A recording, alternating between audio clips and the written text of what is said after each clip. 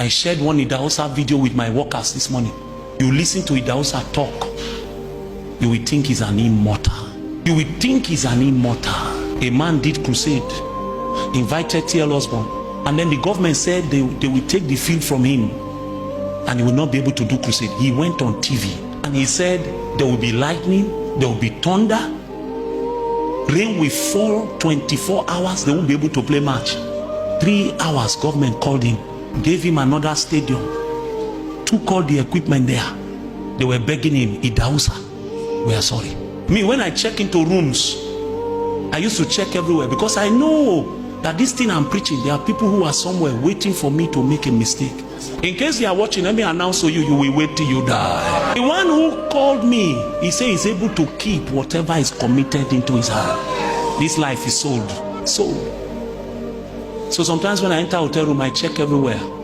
In case they've planted a lady under the bed, planted a lady in the wardrobe, I check. Idahosa lay on his bed and he heard screams, fire, fire, fire. He checked, where is fire coming from? Not knowing that journalists had paid a lady. She was hiding in the wardrobe. When he opened the wardrobe, her clothes were burnt. Her skin was burning. Was that a man or an immortal? She left there. 4 days later, she had died. Just because she came into the environment of a man who knows how to live spirit life. You see, but my generation, we are arguing. Why should I not sing love song? Oga, your life is wasting. And you are this time arguing over frivolities. If you don't listen to the song, will you die? Why don't you err on the side of God and seek to become such a vessel that God himself can find expression? Why is it? Did you ever see Idahosa in such all kinds of rubbish? Is the kind of consecration that is needed to deliver our generation. My generation is not ready for it. Compromise. We are compromising for pleasure, compromising for entertainment, compromising for money. Those who should bear the Spirit of God are contaminated, and the church of God is now conformed. It looks like the world because there is a spirit that is responsible.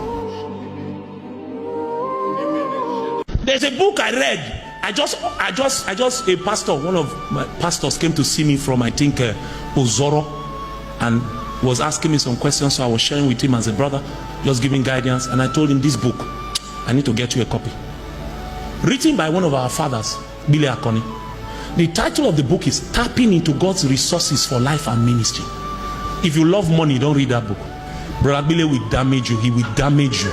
Don't read it. You will not recover. He grew to such a point that even his underwear, his briefs and his singlet, he doesn't buy. He's a full-time minister. He's in the book. He said he will just go to God and say, they are becoming brown. No? Then God will say, okay, I've heard. The next day, 2 days, 3 days, somebody will travel and the only thing they will buy, singlet and briefs. One story that shocked me, I don't think any mortal alive can try it. He traveled to either the UK or the US to go and preach, and the shoe, the mouth was open. Life story. As he came down from the aircraft, his son in whether it was UK or US, I can't remember, saw him and said, Daddy, you travel with this kind of shoes? He said, no, tomorrow morning we are going to buy new shoes. He now said in his heart, oh Lord, you know I didn't come here to disgrace you. If this boy is concerned about this shoe out of pity, remove the thought of the shoe from his mind. Somebody said they want to buy you new shoe. The man, he stayed in that UK and the US, did meetings. I think he said 5 days, I can't remember. The boy completely forgot the shoe. He will come and carry Daddy Gbile from the hotel with the shoe with hole. He didn't remember it.